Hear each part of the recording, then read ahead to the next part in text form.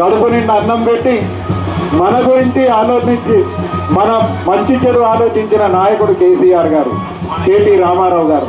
కాబట్టి వాళ్ళని దృష్టిలో పెట్టుకొని ఇలా రాంబాబు కోటేస్తే కేటీఆర్ కోటేసినట్టే సిరిసిల్ల మున్సిపాలిటీ మీద గులాబీ జెండా ఎగిరి తిరిగి మళ్ళీ కేసీఆర్ గారిని కేటీఆర్ గారిని అధికారంలోకి తీసుకురావాలంటే మొట్టమొదలు మన సిరిసిల్ల మున్సిపాలిటీ మీద గులాబీ జెండా ఎగరాలి.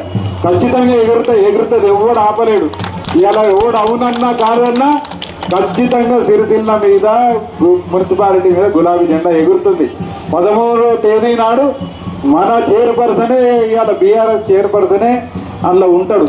కానీ నా కళ, మా అందరి కళ అందులో రాంబాబు కూడా ఒక కౌన్సిలర్గా అందులో కూర్చోవాలి. అవునా కాదా?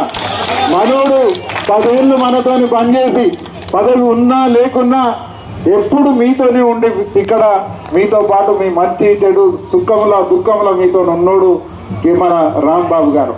ఆయన ఉన్నట్టయితే మనకి ఇంకా అవసరానికి ఏమన్నా పనులు ఉంటే అన్ని కూడా చేసుకొస్తాడు.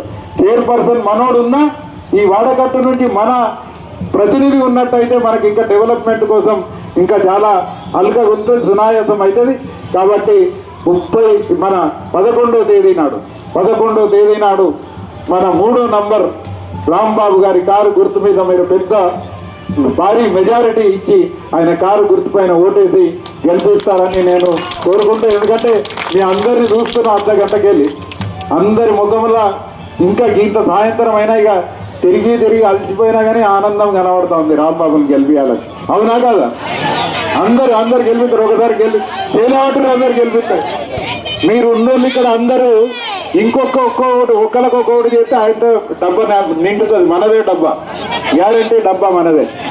కాబట్టి ఖచ్చితంగా గెలిపియాలని కోరుకుంటూ నాకు ఈ అవకాశం ఇచ్చి నన్ను ఇక్కడికి పిలిచి మీతో కొన్ని విషయాలు మీతో ముచ్చటించుకునే అవకాశం కల్పించినందుకు ఈ వాడ టీఆర్ఎస్ పార్టీ నాయకులు ధన్యవాదాలు తెలియజేస్తూ జై తెలంగాణ, జై తెలంగాణ.